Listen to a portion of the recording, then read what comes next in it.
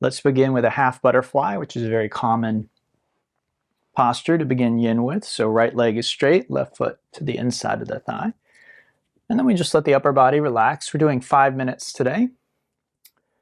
So feel free to use support, forearms, forehead, left knee. Those are common areas to support.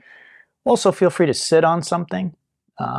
The reason you would do that, I saw a gentleman in class this week and he looked like this when he was doing the pose. Now, when I see this, what I think is that individual is actually being pulled backward. Okay, and the clue is this. So the pelvis or the sacrum. Okay, so this region here. What I want to see is that it's at least neutral, which would be here. See, this is backward. This is neutral. And then this is tilting forward. Ideally, it would tilt forward. And that's what I see with the vast majority of people. Neutral is okay. So if you're here and it's just neutral and you're coming forward from here, but this is what we want to avoid. So you may not be able to see yourself, or you may not have enough self-awareness to notice that that's happening. But this kind of C shape, right? Where the bottom is tilting backward and then we round our back. What it's doing is it's kind of hiding something. So if I were to have a straight spine, I would be really leaning back, right? So that's one way you can test, right? If I straighten out my spine, am I leaning back? Am I leaning up, or am I leaning forward? So again, up and forward are fine. Back, we don't want that. So how do you solve it? And this is just every now and then I like to go over this. You may already know, you might have heard this before, but I haven't gone over it a while online. So how do you solve that problem? How do you fix that? Well, I already mentioned you can sit on something. So as you sit up, it changes this angle. And for some people, that's enough. But if they're kind of right on the edge, then sitting up tilts them forward. And then that solves the problem. Some people, that's not enough. Okay, so that's you. Then what I want you to do is place a block under your knee. It doesn't have to be a block. It could be a folded pillow or a folded blanket or something like that. But what you want is these muscles, they connect below the knee. They come up and then they connect to what's called your ischial tuberosity. Okay, that's sometimes called your sits bone. It's the base of your pelvis. Okay, so what that means for us, if you haven't studied anatomy, then you may not understand how all this works. What it means is with my legs straight, it's like pulling a rope tight. And I can no longer move forward because it's like the rope is tight. Okay, but as I bend this joint, it introduces slack into the rope. So it's like giving more rope. As I bend this more and more, there's more and more rope coming here. And what that means is this hinge can go further. So let's just use me as an example. And again, I'm just using this as a teachable moment. You may or may not be interested in this. My advice, you should be interested. Even if you're not, you should get interested. Why? Because understanding how our bodies work it's just fundamental. It's basic. So if I don't understand basic anatomy, basic things like that, you can get through life without it, but you will be served by understanding this stuff, especially if you plan to exercise and do yoga, which you absolutely should for the rest of your life. So I'm not asking you to take notes. I'm not asking you to memorize everything I'm saying.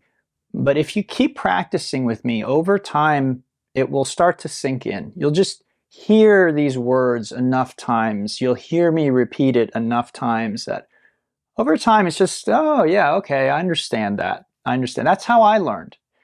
Okay, it was mostly just hearing certain phrases and words and things and starting to get a little bit curious and diving a little deeper, okay? So if those are tight, then let's just use me as an example. I can come this far with my knee straight, okay? Notice that my thigh is not touching my belly. It's nowhere near my belly, right? Can you see? That's it. What if I bend the knee? All the way. Easy, no problem. No effort whatsoever. Okay?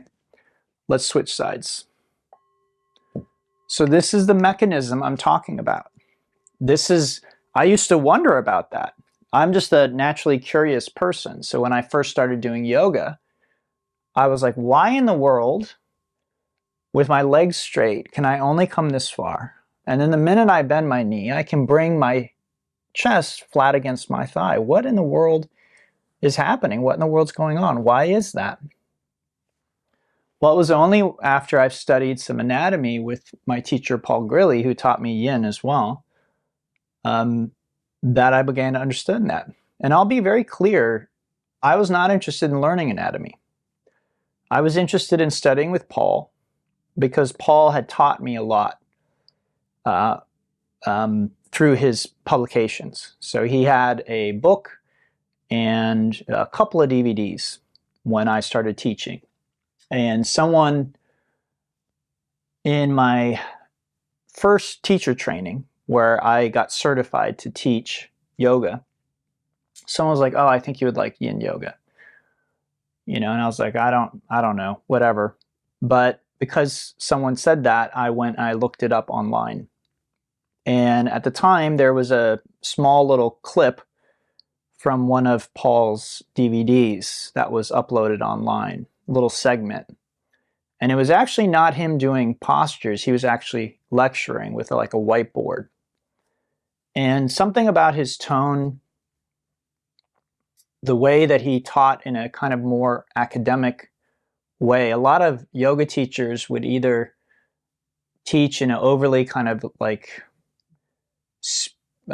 relaxation, spiritual kind of, like they would talk very breathy and okay, we're just going to relax and take a deep breath and all of this, okay? Which there's a place for that. I'm not trying to make fun of anybody. I teach like that sometimes. So it's one way to approach things. It's not the only way. It's not wrong. It's not right. But that's one thing I saw a lot of in yoga. And then the other thing I saw was this sort of cheerleader workout coach. Yes, you can do it. Go for it. Yeah, go more. Do more. Do more. Yes, you can go further. Yes, Jamie. Yes, Jamie. Go, go, go. Oh, yes. Wonderful. So that kind of a thing. And neither of these approaches really felt to me very versatile. Felt like the best way to approach teaching. They seemed to me like tools, but they didn't seem like something where I could teach anything, where I could address anything that was coming up. And so when I came across Paul, first Paul, and then I came across another teacher named Rod Stryker, both of these teachers had a very academic tone. They didn't have that kind of affect of, oh, I'm trying to get you to relax now. We're all going to relax. We're all going to take deep breaths. Let's just relax and let go of the week, right? That's an affect. I can take on that tone if I need it for something. But again, in certain trainings, certain styles of yoga, certain teachers, they never leave that. It's like they have one gear, and it's that. Relax. Relax. That's it. And then again, other teachers, it's very often, it can be the opposite, where it's go, go, go, be powerful, be strong, you're amazing, you can do it, I believe in you. And again, nothing wrong with that, but being stuck in that gear most or all the time wasn't really something that appealed to me. It felt like an act. Both of them did. So when I came across these teachers and they taught in a much more academic way, to me that was much more appealing. It was just, let's just talk about what's going on. Let's explain what's going on. Let's try and understand why we're doing what we're doing. And so for me, that's the approach I adapted. Some people like it, some people don't. That's perfectly fine. One thing I've learned teaching is you can't please everybody. It's Some people, they want the relaxation. They don't want to learn anything. They just want to relax. So if you try and teach them something in yoga, even though it might long-term be good for them, that's not what they're looking for. And then other people, they want to be pumped up. They want a cheerleader. That's why they go to class. And there's nothing wrong with wanting that. That's just not the way that I approach teaching. Okay, let's go ahead and unwind from that. We'll come onto our back, call that a rebound.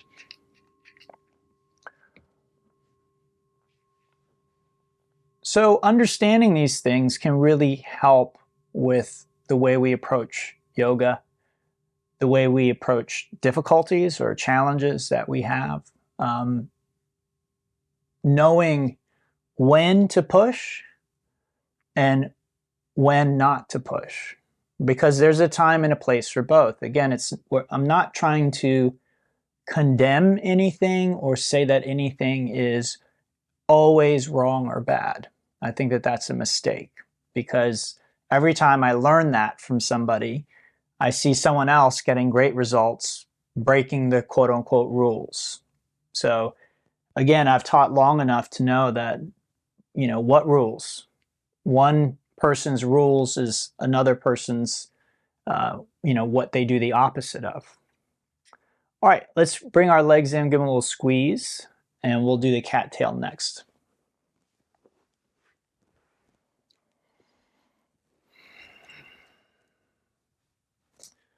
So for cattail, we'll take the left leg up and we drop it over to the right. It can be straight or bent. Prop your head up here. Take the legs apart as wide as you can. And then bending the bottom knee, reach back, grab the foot. You want to feel stretch at the front of the hip and the thigh. And then you can lean back to deepen the back bend. This is our only back bend today. Now granted, for most people, this is not going to be a super deep back bend or super powerful. But again, when we combine hips and spine, this is one of the compromises. Is in some instances, we're not going to go as far or as deep as we could if we were just doing spine or we were just doing hips.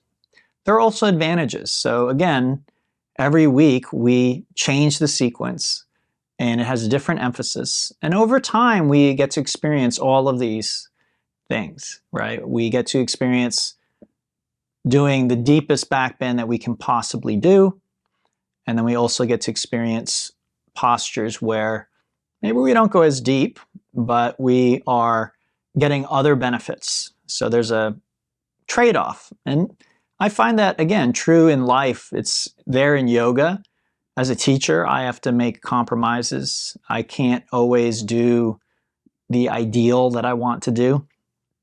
Interesting story I'll share with you is I did study with a teacher who was a very idealistic teacher.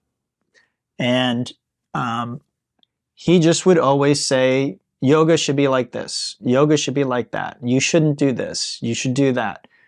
And he had very lofty, I mean, it was completely unrealistic what he wanted us to do. But he was very insistent. He's a very hard-headed individual. He's very much convinced that he's right about everything. And so people would be convinced by him. And including me, I would try.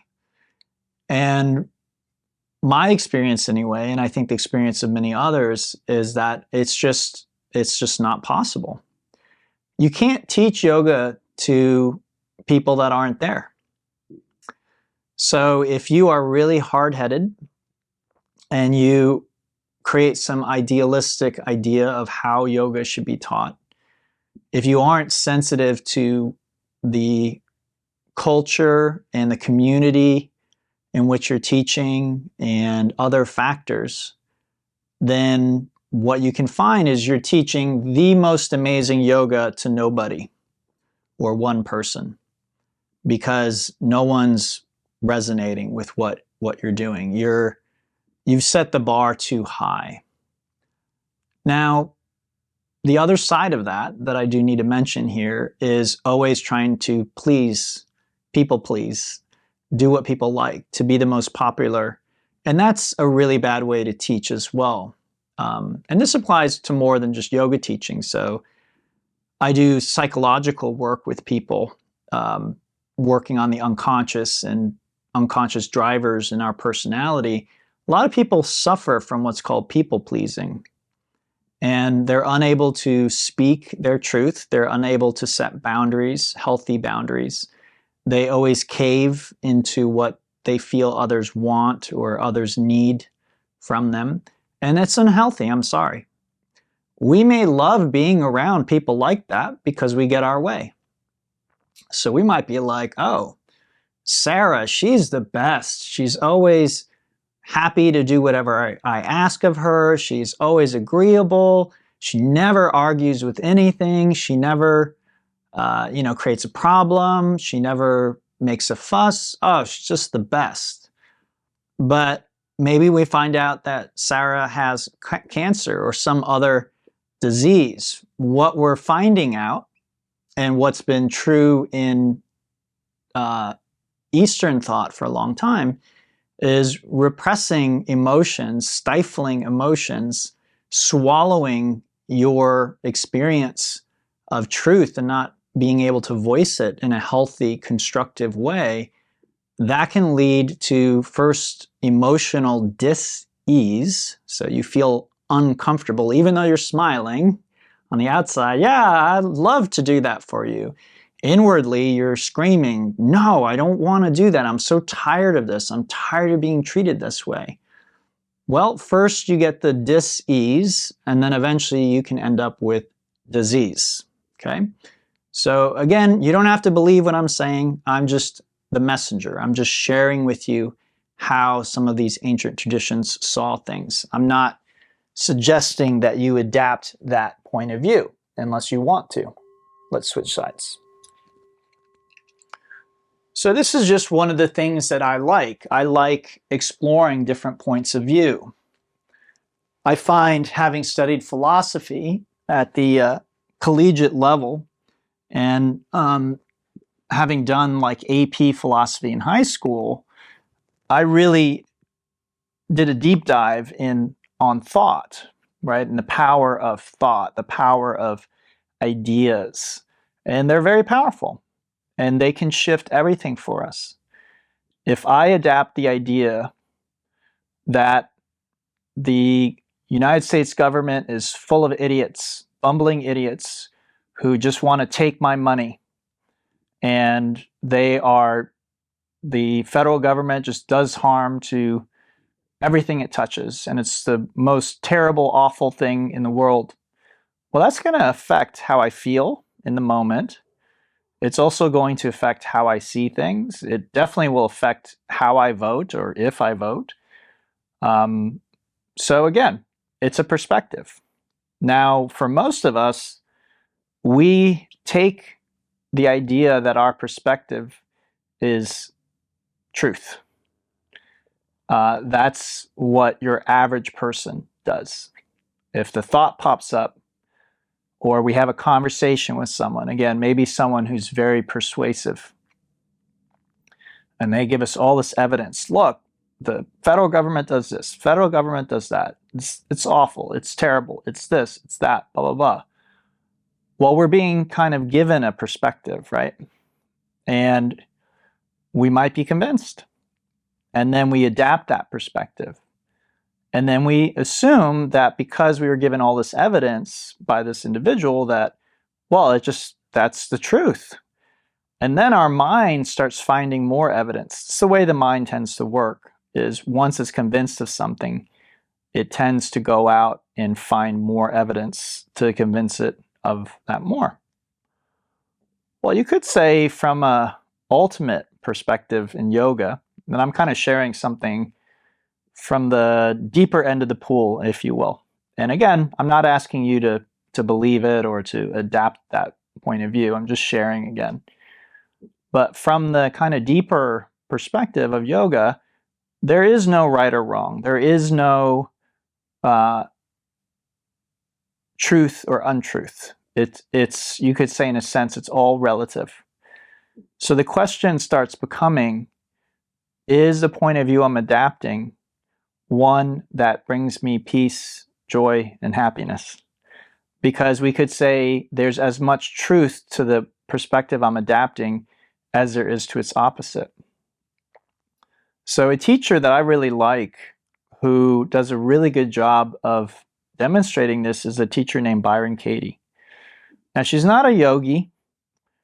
She's not even part of any spiritual tradition. And yet she's a very, very powerful spiritual teacher. Another word for spiritual teacher for me is someone who teaches or points to truth, ultimate truth. And ultimate truth can't be put into words. Again, something like a statement like, the government's full of bumbling idiots. That is a perspective, and I can find truth to that statement if I want to.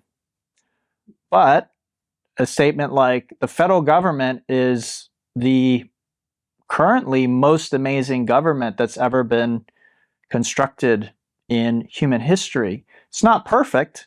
There's lots of room for improvement, but it's pretty amazing that the number of people that we have are able to be governed, and roads are paved, and garbage is picked up, and wars are fought, and so many wonderful things are done by this body.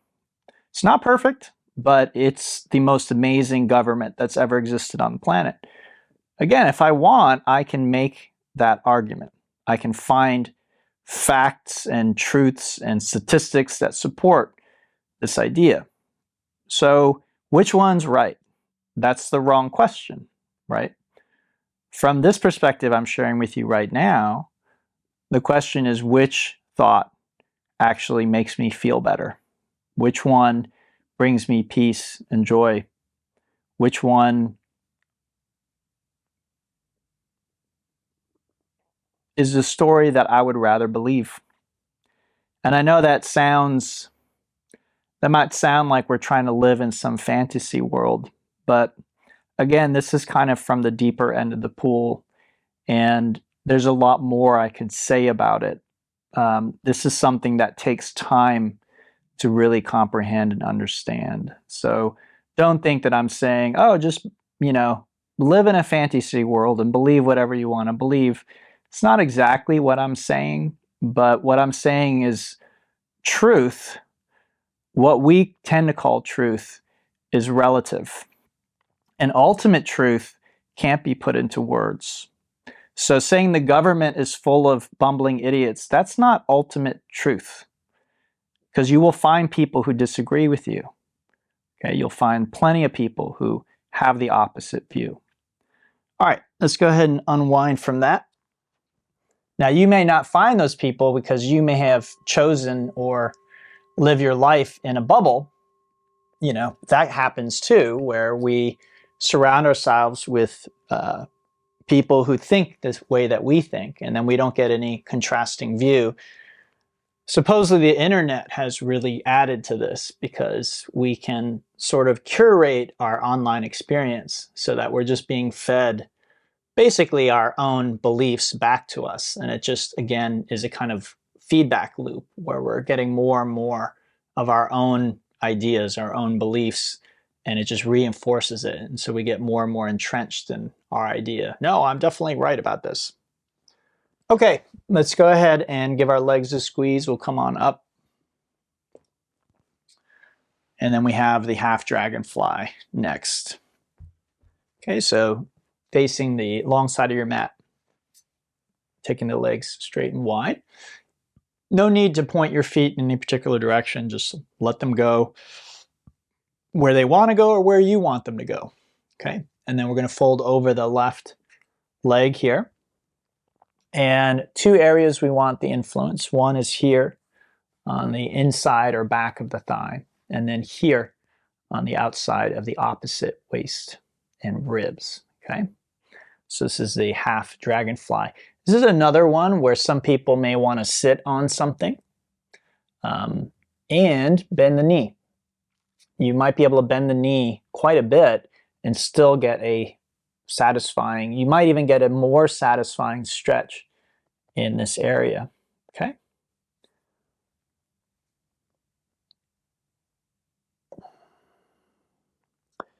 So for me, and again, I'm not saying that you need to believe me, all right, or you need to believe this perspective, that you need to adopt that perspective. Maybe you think you know ultimate truth, and that's the end of the story. Whatever you believe is the ultimate truth, and there's no question to it. And that's fine.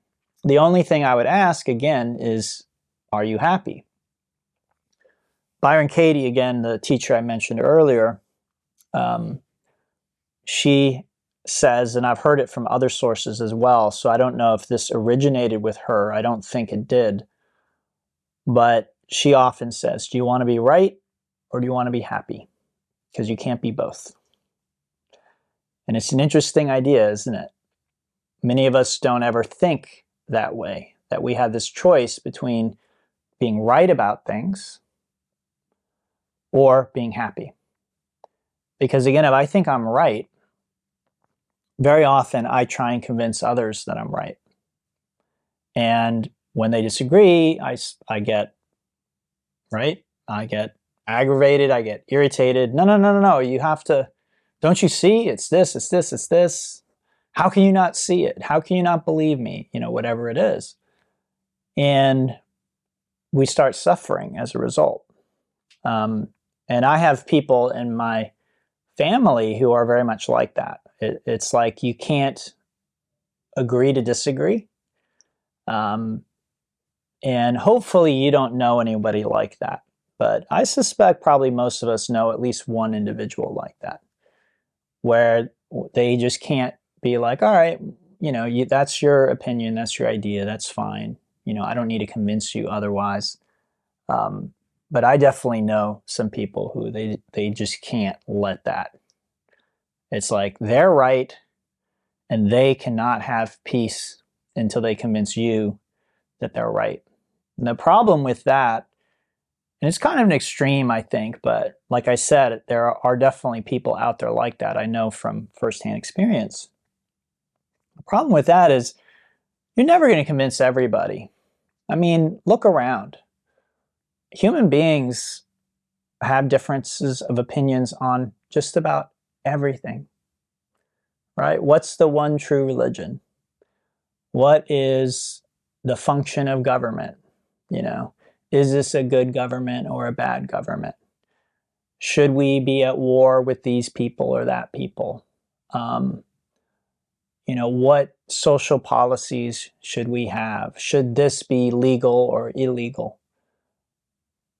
You find, you know, 100 different people, you're likely to find 100 different nuanced variations of opinion. So who gets to decide who's right?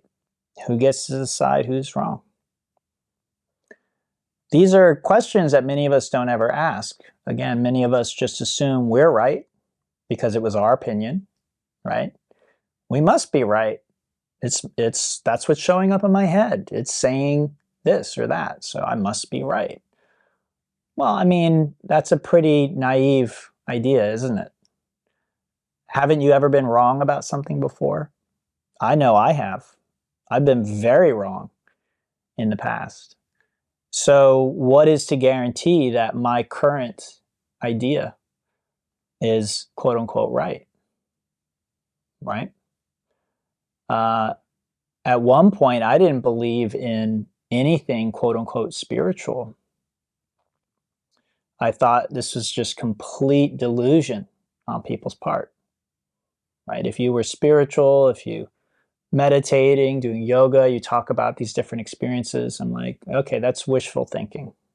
You just want there to be some other power than what we experience with our senses, but that other power doesn't exist. Okay? Now you could say I've done a complete 180.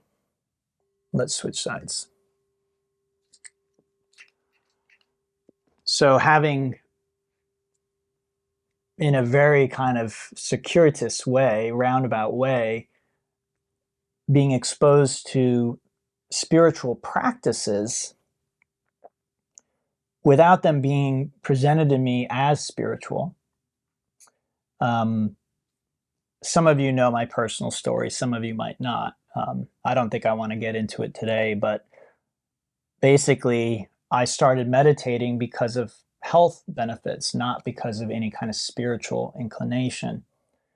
And I was pretty much convinced that nothing spiritual would happen to me because I didn't believe in spirituality. Again, I thought it's all in people's heads. It's wishful thinking, people wanting something more. Okay? So I was like, I'm going to do this thing. It's going to be good for my health, and end of story. Well, lo and behold, something happened to me that I don't have another word for other than spiritual. It was a spiritual awakening. It was a spiritual experience. And anyone can tell me the opposite, and I'm sorry. I just know what I experienced. Again, that's, you could say, my truth. So we can explain brain chemistry and, oh, you had a DMT dump and blah, blah, blah. That's fine. But that's like explaining love away because, oh, you have extra dopamine in your blood. That's why you think you're in love. Well, you're still experiencing a state that we as human beings call love, right? It affects your behavior. It affects your thinking. It affects the way you see things. Sure, maybe there's a chemical present that's having that, but you're experiencing love. That's the experience we call love. So the experience I had was what we would call a spiritual awakening. And I tried for a very long time to keep it very materialistic, to explain it completely, staying within a framework that was a materialistic point of view, that was scientific and all that. But at a certain point, I just had to sort of accept that there's more than we understand scientifically at the moment. There's more to our experience as human beings. There's another dimension, if you will, that we can experience as human beings that we can't bottle or study scientifically yet. Maybe one day. Who knows? Anything is possible. Okay, but currently, given the current state of things, while we can see by studying spiritual practices, we can see changes in the brain, changes in the body. We can measure those things. I'm not sure that we really understand the mechanism, what's really going on behind those changes. So again, maybe one day we will. But when I started meditating, there was much less research than there is now, much less evidence. There wasn't the plethora of information that we have. So this is a good example of what I'm sharing with you. I grew up with one point of view. I started studying philosophy and diving deep into the power of thought. And I got rid of my childhood views. And I adopted basically a materialistic point of view. So I grew up with a very fearful God. My mom talked about God usually as someone who's going to punish you if you're bad. That's how my mother thought. That's what she taught. Basically, yeah, like you better be good because it's like an anti-Santa Claus, right? If you're not good, like you're going to burn in hell forever. So I grew up with that perspective.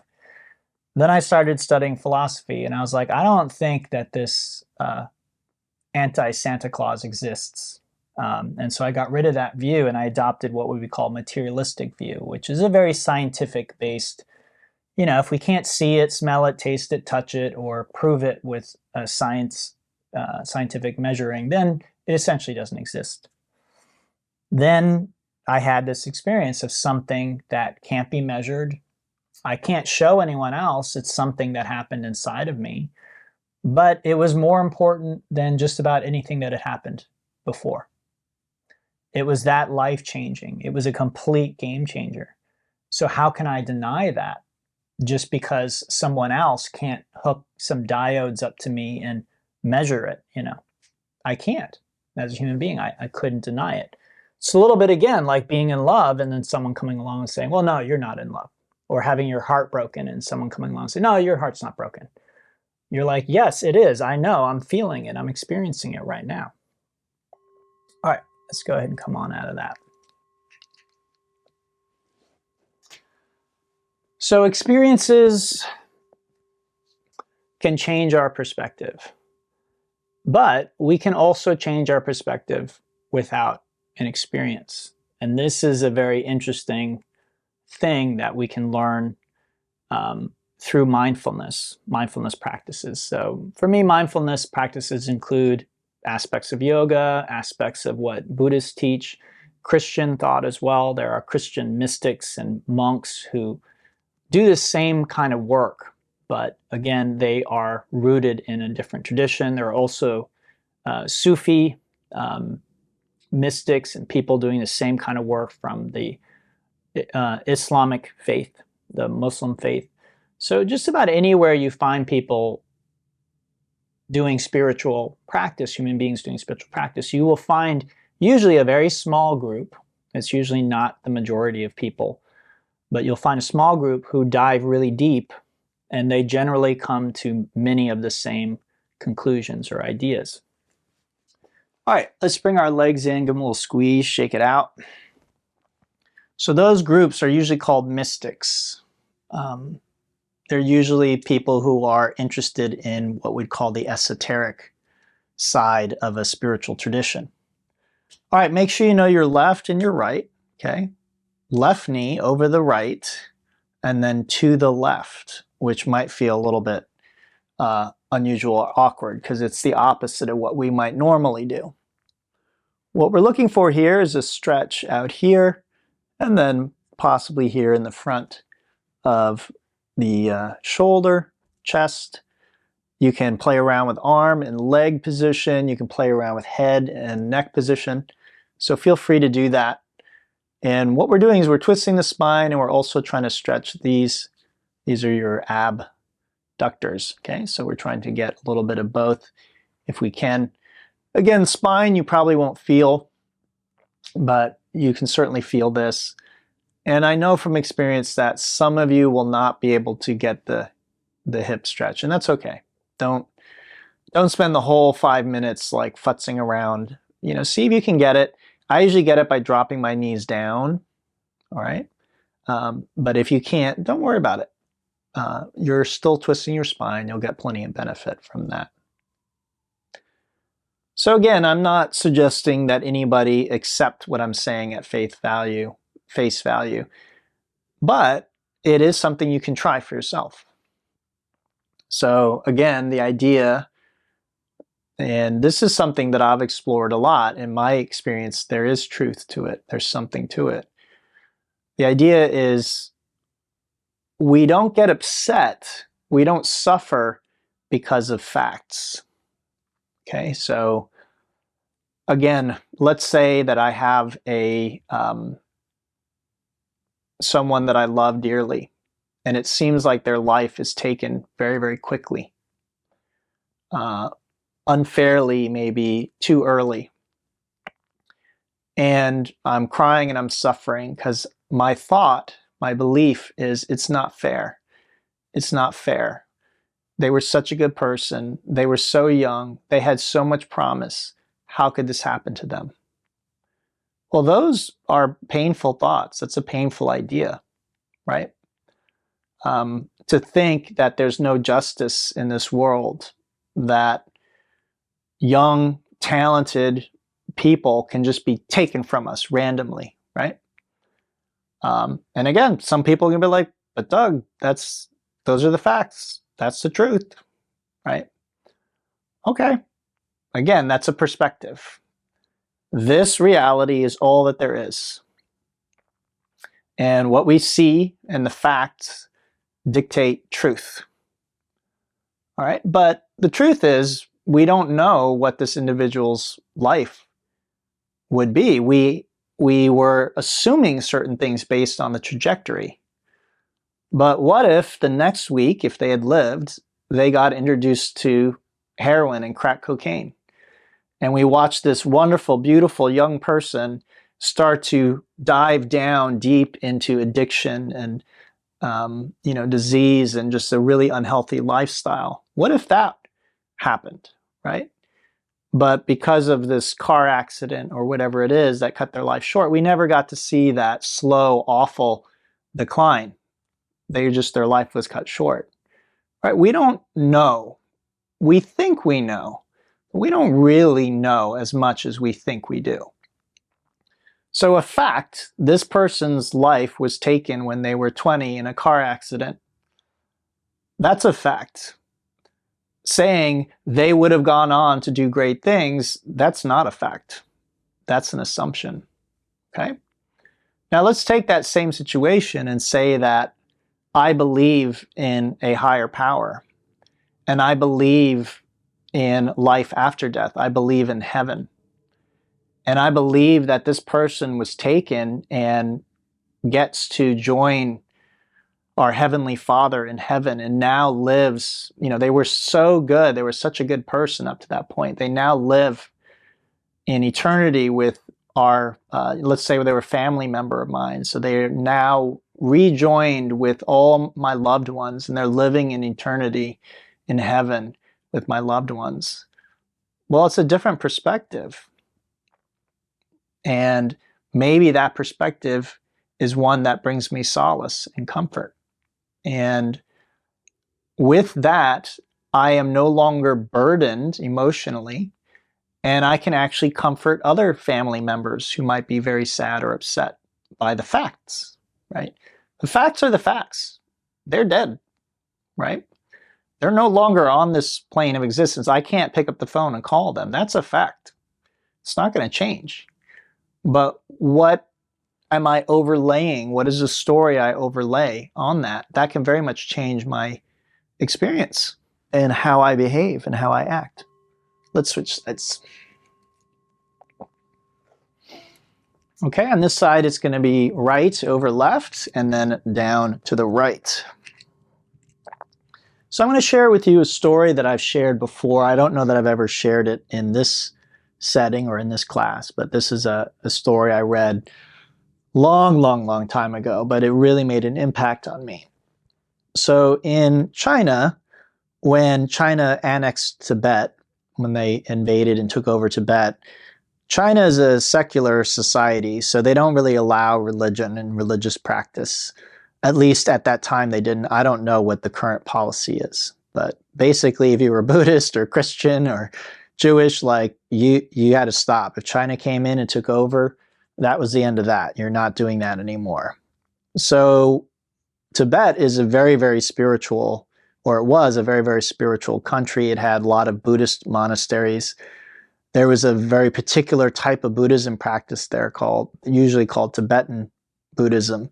And Buddhism is called the Vajrayana, which is the thunderbolt path. So this is a Buddhist path that is very yogic. It has a lot of tantric yogic elements in it. Anyway, China invaded, Mao invaded, and they took all the Buddhist monks and they put them in concentration camps along with people whose politics didn't agree with the state. Now, for whatever reason, they were there for a prolonged period of time, but then eventually, I think either there was a governmental change or Mao died or he changed his approach. And so a lot of these people were let out who were in these concentration camps. Maybe it just looked bad, on the international scene to have concentration camps with all these people in them. I don't know what changed, but these camps were shut down, or at least some of the people were let out, including a lot of these Buddhist monks. Now, when the people were let out, generally what they found is the average person suffered from post-traumatic stress disorder. So what they saw and experienced in the concentration camp was enough to damage their psyche.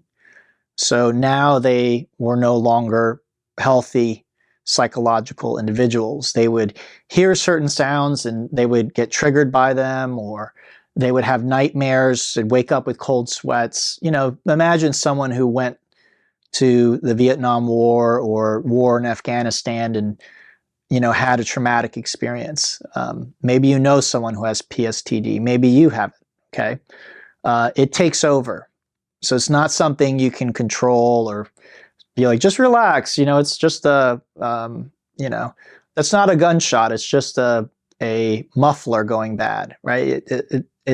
your nervous system takes over. It's trying to protect you. So people who came out of these camps generally had post-traumatic stress disorder. They had all the signs of it, but not the Buddhist monks. Why? Okay.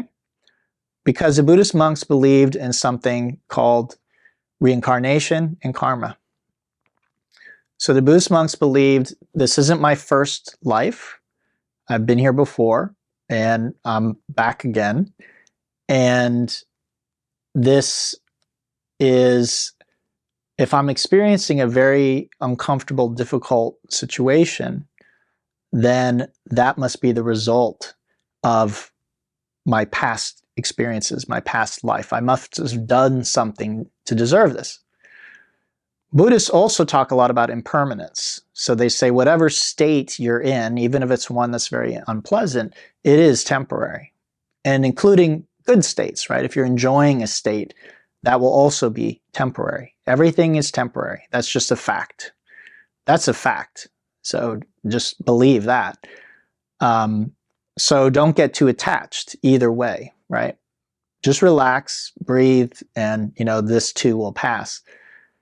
And so the Buddhist monks were able to come out of that experience not psychologically damaged.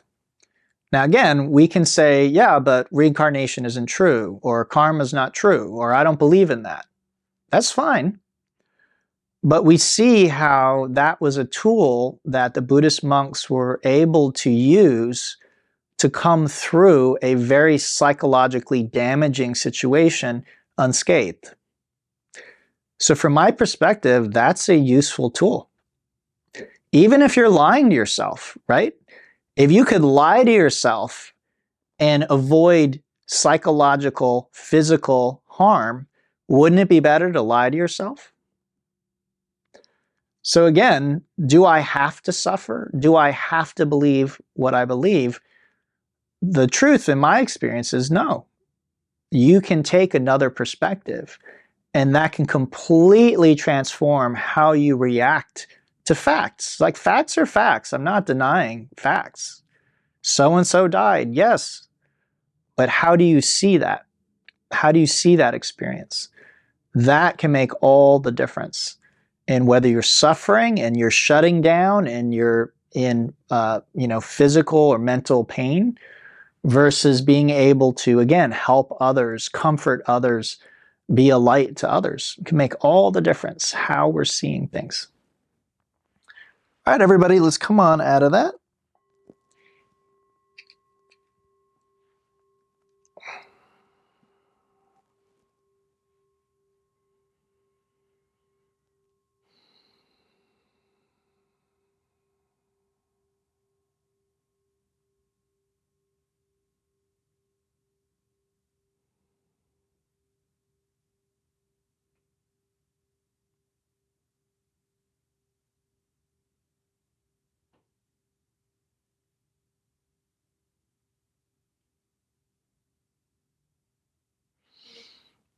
Let's bring our legs in, give them a little squeeze, shake it out, a little bit of gentle movement.